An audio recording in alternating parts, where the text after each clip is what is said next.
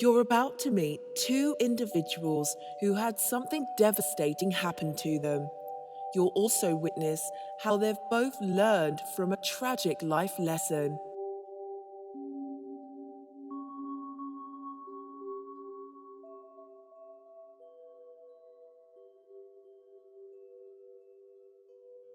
You want to take me back 10, 15 years ago? Okay. Okay. So it was February, and my family and I took a trip into the city. It was 1997. My parents, it's just my sister and I. We don't have any other siblings, so the four of us took a trip into the city, and we did stuff to entertain little kids. Like we went to see Sesame Street, kind of like on an off-Broadway show type thing. Okay. And then after that, we wanted to go to the Empire State Building to just go up to the top deck, the observation deck, and like look around at the whole city. They had like these, like you put a quarter in it and like you look through the binoculars. You can see the view and all. Yeah, to see the whole view of everything. So, you know, it was a beautiful day, and we were at the top of the building. And so we'd seen Sesame Street, we went to the Empire State Building, we went to the top, we were looking out, and all of a sudden, I didn't hear anything happen, but I heard my mom shout, "Run!" So she just goes, "Run! Like, everybody run!" And I was like, what? So you knew something at that point?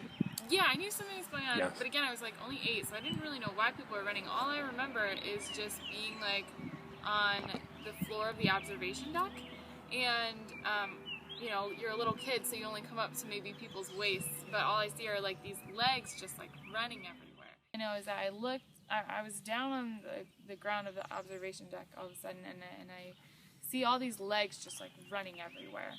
I didn't understand why. At that point, you knew something was wrong. I knew something was definitely wrong. What was going through your mind at that point?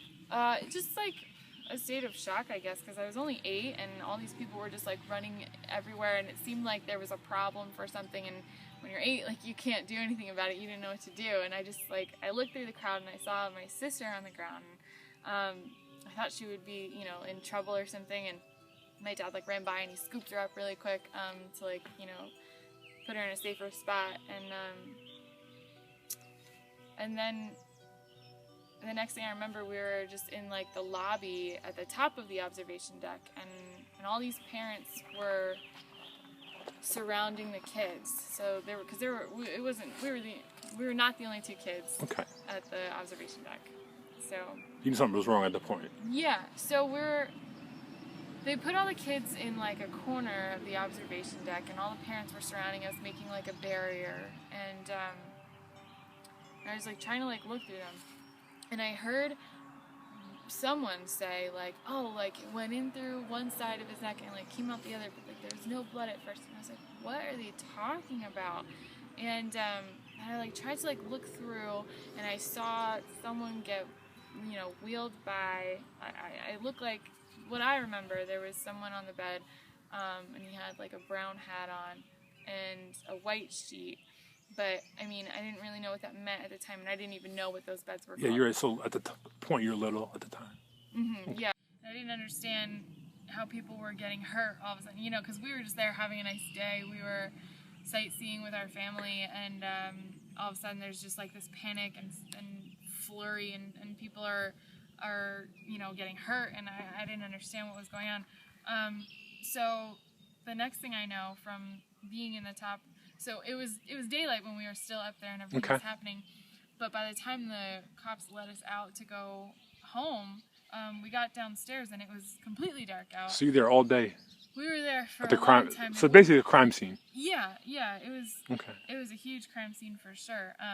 So we get out at the bottom and it's pitch black except for all of these camera lights just like shining in our faces. And I remember my sister was still in a stroller and I was like to the right of her stroller. My parents were, I was just like clinging to the stroller, and my parents kept like kind of pushing us through the crowd, and they were just saying like no comment, because maybe the cops like told them they weren't allowed to say anything to the press, but there were a lot of people from the press. And so we finally got out of there and made it home. But you know, later I learned that there was this man at the top of the building, and he had a gun, and he shot a few people. I don't really know The whole situation. yeah, how many people died or were injured or anything, but I do know that he killed himself after he did that too. So he committed suicide at the top of the building.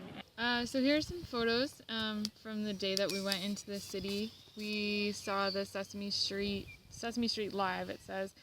So kind of like a Broadway-esque version of Sesame Street. And we were just, having fun before going to the Empire State Building. This is another shot at Sesame Street Live. You can see like all the Broadway lights behind us and stuff. But that's me. I was about 8. That's my dad. His name's Carl. And that's my sister Chelsea. She was about 4 or so during this. And then after Sesame Street, we went to, this is at the observation deck of the Empire State Building. So you can see the date on it is so February 23rd, 1997.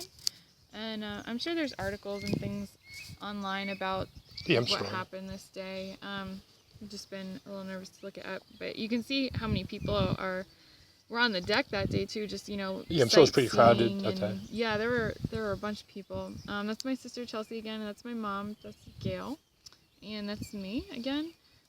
So just, having a nice family outing, and it's my dad again. And these were the little observation posts that we were looking out of just to look over at the city, kind of like binoculars and things. And so we were just, having a nice time. And it was right after these 2 pictures were taken that the shooting started. And you can see a Trade Center too. Yeah. That's sad, Yeah, the World Trade Center is right back here, and so this is definitely a long time ago. It was traumatizing in a way, being there through this whole ordeal, of the shooting and everything. I don't know, growing up, I guess it's affected me in small ways that I try not to pay attention to. Just things like, not wanting to go near the Empire State Building.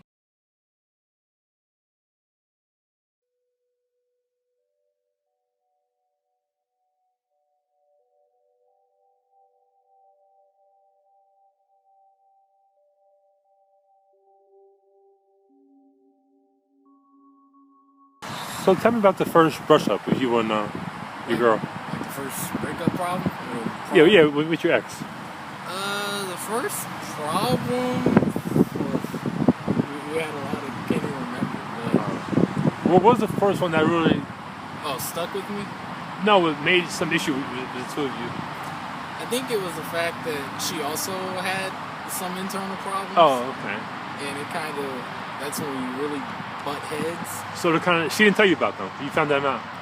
Pretty much, yeah. I mean, I was the type of person that, since me and her can relate to how we felt towards one another, and even towards the problems, I think that was like our key thing that really stuck. But I would always try to get her to tell me how she felt, but she wouldn't. But I understood that because I was the same way. So you knew something was up. You could sense it. Yeah, but she was the type that she would have to warm up to you and then tell you. But me, I just wouldn't tell her. Not at all, because I figured I used to tell a lot of folks about my problems and see if they would help me out. I got the opposite answer. I was either judged or nobody really cared. So ever since then, I wouldn't tell her. I think that's what really made me not want to tell her anything.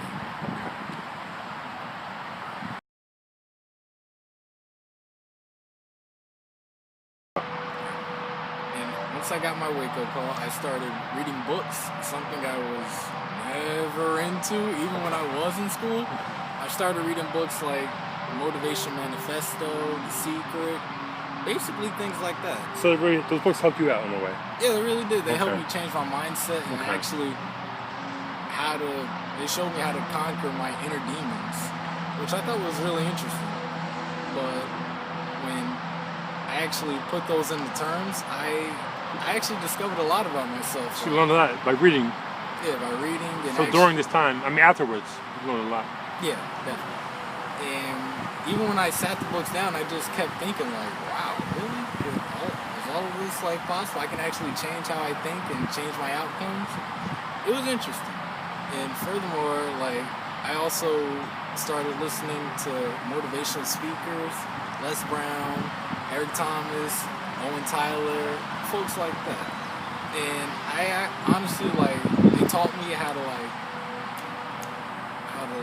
really gather my thoughts and block out all the negativity. So your thoughts and your feelings together. Yeah, and they actually helped me get through hard times. Like whenever I used to go to sleep, I used to just listen to them. And even till this day, I still like. So that helped you sleep at night. Yeah, it did. And it also got to the pain. Yeah, it helped me get through the pain. It did. Not even. It wasn't even like a little Band-Aid. It actually helped me heal the pain. So you got rid of it. Yeah, pretty much got rid of it. And now I'm really onto a new path. Like not even trying to get her back. At first, when we broke up, I was definitely trying to do that, but now, no. So you moved on since her. Pretty much. So let's talk more about the pain. The pain. Pain. It hurt tragically. Tragically, I mean, I was just downright just like about to jump off a bridge type. Okay. Now, did she know about it? You didn't tell her. She didn't know about it. I mean, I told her after I got over the pain and stuff. She thought she was just like, wow. And I was like, yeah, that's what happened. But I mean, really, once again, she's happy. I'm happy for her. Glad we're friends. And that's the main thing. You're both happy. Yeah, pretty much. My name is Alan, and this is my story. Please heed my advice. Love yourself before you go searching for external value. Because if you do, you will do some stupid things. Love yourself first. And to my high school sweetheart, thank you for still being my friend. I really am grateful for that. Jessica has not been back to the Empire State Building since the incident.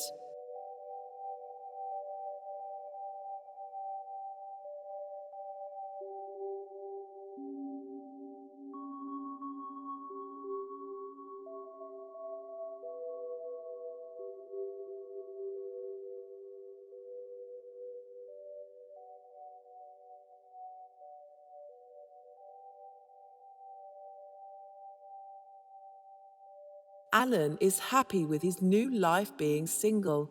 He has no desire to get into a relationship right now. In life, the unexpected happens. 5 minutes from now, your life is not guaranteed that you'll even be alive or in a loving relationship. So live life like there's no tomorrow, 'cause you never know when it's your time to go.